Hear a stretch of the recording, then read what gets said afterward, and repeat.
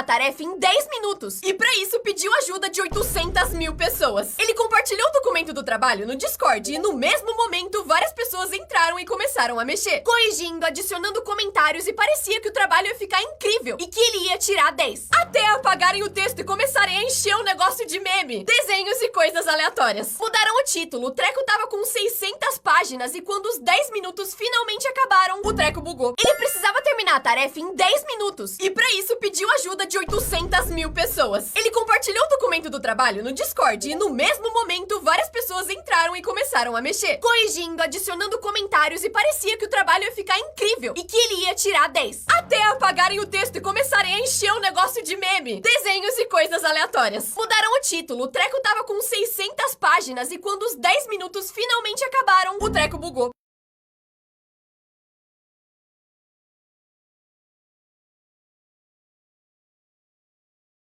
Em 2006, esse cara colocou um banco bugado numa praça pra zoar as pessoas. Ele era professor de escultura e um dia largou ele lá do lado dos outros bancos normais. Só que o banco ficou tão bom que quando a prefeitura viu, achou que era um projeto deles. Mas quando eles finalmente perceberam que não era, tiraram o banco. Só que as pessoas que ficavam na praça gostavam tanto dele que imploraram pra ele voltar. E o banco tá lá até hoje. Em 2006, esse cara colocou um banco bugado numa praça pra zoar as pessoas. Ele era professor de escultura e um dia largou ele lá do lado dos outros bancos normais. Só que o banco ficou tão bom que quando a prefeitura viu, achou que era um projeto deles. Mas quando eles finalmente perceberam que não era, tiraram o banco. Só que as pessoas que ficavam na praça gostavam tanto dele que imploraram pra ele voltar. E o banco tá lá até hoje. Em 2006, esse cara colocou um banco bugado numa praça pra zoar as pessoas. Ele era professor de escultura e um dia largou ele lá do lado dos outros bancos normais. Só que o banco ficou tão bom que quando a prefeitura viu, achou que era um projeto deles. Mas quando eles finalmente perceberam que não era, tiraram o banco. Só que as pessoas que ficavam na praça gostavam tanto dele que imploraram pra ele voltar. E o banco tá lá até hoje. Em 2006, esse cara colocou um banco bugado numa praça pra zoar as pessoas. Ele era professor de escultura e um dia largou ele lá do lado dos outros bancos normais. Só que o banco ficou tão bom que quando a prefeitura viu, achou que era um projeto deles. Mas quando eles finalmente perceberam que não era, tiraram o banco. Só que as pessoas que ficavam na praça gostavam tanto dele que imploraram pra ele voltar. E o banco tá lá até hoje. Em 2006, esse cara colocou um banco bugado numa praça pra zoar as pessoas. Ele era professor de escultura e um dia largou ele lá do lado dos outros bancos normais. Só que o banco ficou tão bom que quando a prefeitura viu, achou que era um projeto deles. Mas quando eles finalmente perceberam que não era, tiraram o banco. Só que as pessoas que ficavam na praça gostavam tanto dele que imploraram pra ele voltar. E o banco tá lá até hoje. Em 2006, esse cara colocou um banco bugado numa praça pra zoar as pessoas. Ele era professor de escultura e um dia largou ele lá do lado dos outros bancos normais. Só que o banco ficou tão bom que quando a prefeitura viu, achou que era um projeto deles.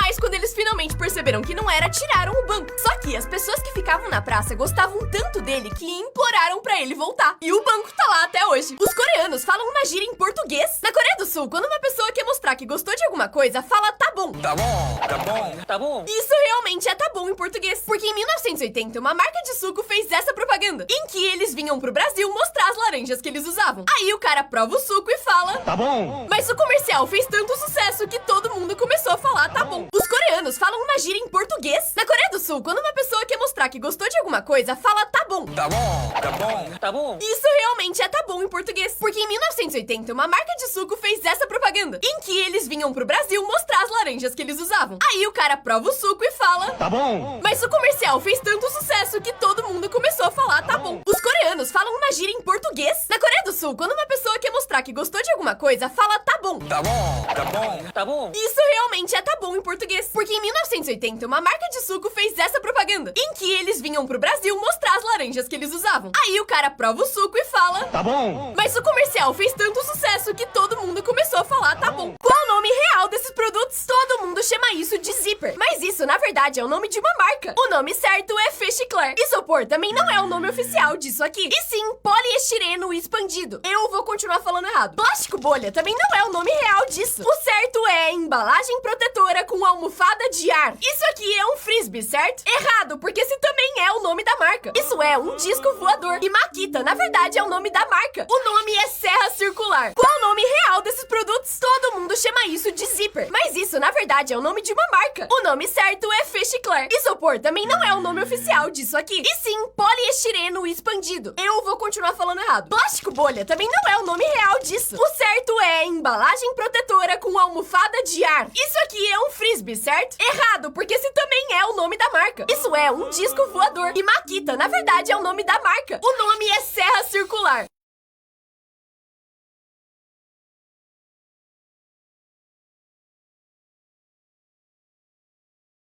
Esse jogo parece fácil, mas é um golpe. Eles pedem pra você cobrir o círculo vermelho com esses 3 círculos e não deixar nenhuma parte à mostra pra ganhar um iPhone. Mas quando esse cara tentou, ele perdeu muito feio e pediu pro funcionário mostrar como fazia. E ele conseguiu na primeira tentativa. Mas é porque aí tem um golpe. Porque além de os círculos do funcionário serem muito maiores que os outros, ali dentro também tem um imã. Esse jogo parece fácil, mas é um golpe. Eles pedem pra você cobrir o círculo vermelho com esses 3 círculos e não deixar nenhuma parte à mostra pra ganhar um iPhone. Mas quando esse cara tentou, ele perdeu muito feio e pediu pro funcionário mostrar como fazia. E ele conseguiu na primeira tentativa. Mas é porque aí tem um golpe. Porque além de os círculos do funcionário serem muito maiores que os outros, ali dentro também tem um imã. Esse jogo parece fácil, mas é um golpe. Eles pedem pra você cobrir o círculo vermelho com esses 3 círculos e não deixar nenhuma parte à mostra pra ganhar um iPhone. Mas quando esse cara tentou, ele perdeu muito feio e pediu pro funcionário mostrar como fazia. E ele conseguiu na primeira tentativa. Mas é porque aí tem um golpe. Porque além de os círculos do funcionário serem muito maiores que os outros, ali dentro também tem um imã. Quando um ator quebra uma garrafa na cabeça, isso não é vidro de verdade. Na real, é um material feito pra parecer muito vidro, mas não machucar. E ao mesmo tempo quebrar muito fácil. Ele chama açúcar de cena e antigamente era feito literalmente com açúcar. Mas hoje em dia é uma resina super fina, que é igual vidro, mas dá pra quebrar com a mão. Quando um ator quebra uma garrafa na cabeça, isso não é vidro de verdade. Na real, é um material feito pra parecer muito vidro, mas não machucar. E ao mesmo tempo quebrar muito fácil. Ele chama açúcar de cena e antigamente era feito literalmente com açúcar. Mas hoje em dia é uma resina super fina, que é igual vidro, mas dá pra quebrar com a mão. Quando um ator quebra uma garrafa na cabeça, isso não é vidro de verdade. Na real, é um material feito pra parecer muito vidro, mas não machucar. E ao mesmo tempo quebrar muito fácil. Ele chama açúcar de cena e antigamente era feito literalmente com açúcar. Mas hoje em dia é uma resina super fina, que é igual vidro, mas dá pra quebrar com a mão. Quando um ator quebra uma garrafa na cabeça, isso não é vidro de verdade. Na real, é um material feito pra parecer muito vidro, mas não machucar. E ao mesmo tempo quebrar muito fácil. Ele chama açúcar de cena e antigamente era feito literalmente com açúcar. Mas hoje em dia é uma resina super fina, que é igual vidro, mas dá pra quebrar com a mão. Essa pegadinha foi longe demais. Em 1974, as pessoas de uma cidade acordaram e viram uma fumaça preta saindo de dentro de um vulcão. Não tinha erupção lá há mais de 400 anos e todo mundo tinha certeza que um desastre ia acontecer. A cidade inteira correu pras ruas, largou suas casas e começou a se despedir. Até que as autoridades foram investigar. E quando olharam dentro do vulcão, encontraram vários pneus queimando e uma placa escrito Feliz 1º de Abril. Essa pegadinha foi longe demais. Em 1974, as pessoas de uma cidade acordaram e viram uma fumaça preta saindo de dentro de um vulcão. Não tinha erupção lá há mais de 400 anos e todo mundo tinha certeza que um desastre ia acontecer. A cidade inteira correu pras ruas, largou suas casas e começou a se despedir. Até que as autoridades foram investigar. E quando olharam dentro do vulcão, encontraram vários pneus queimando e uma placa escrito Feliz 1º de Abril. Essa pegadinha foi longe demais. Em 1974, as pessoas de uma cidade acordaram e viram uma fumaça preta saindo de dentro de um vulcão. Não tinha erupção lá há mais de 400 anos e todo mundo tinha certeza que um desastre ia acontecer. A cidade inteira correu pras ruas, largou suas casas e começou a se despedir. Até que as autoridades foram investigar. E quando olharam dentro do vulcão, encontraram vários pneus queimando e uma placa escrito Feliz 1º de Abril. A Netflix passou de todos os limites. Eles queriam descobrir o que as pessoas fariam se o mundo fosse acabar. E aí montaram um escritório falso e chamaram pessoas pra uma entrevista. Só que aí passava um jornal falso na TV, anunciando que um cometa ia cair na Terra. Do lado de fora tinham atores agindo como se estivessem vendo um meteoro mortal e entrando em pânico. E aí as pessoas reais surtaram. Começaram a gritar e correr no meio da rua. Tudo isso só pra divulgar um filme. A Netflix passou de todos os limites. Eles queriam descobrir o que as pessoas fariam se o mundo fosse acabar. E aí montaram um escritório falso e chamaram pessoas pra uma entrevista. Só que aí passava um jornal falso na TV, anunciando que um cometa ia cair na Terra. Do lado de fora tinham atores agindo como se estivessem vendo um meteoro mortal e entrando em pânico. E aí as pessoas reais surtaram. Começaram a gritar e correr no meio da rua. Tudo isso só pra divulgar um filme. A Netflix passou de todos os limites. Eles queriam descobrir o que as pessoas fariam se o mundo fosse acabar. E aí montaram um escritório falso e chamaram pessoas pra uma uma entrevista. Só que aí passava um jornal falso na TV, anunciando que um cometa ia cair na Terra. Do lado de fora tinham atores agindo como se estivessem vendo um meteoro mortal e entrando em pânico. E aí as pessoas reais surtaram. Começaram a gritar e correr no meio da rua. Tudo isso só pra divulgar um filme. Esse cara é um gênio, porque quando perdeu a perna por causa de um câncer, ele descobriu que uma prótese custava mais de 100 mil reais e ele não ia conseguir comprar. Só que ele não desistiu de voltar a andar. Usou as suas habilidades de carpinteiro pra transformar um tronco numa nova perna. Ele moldou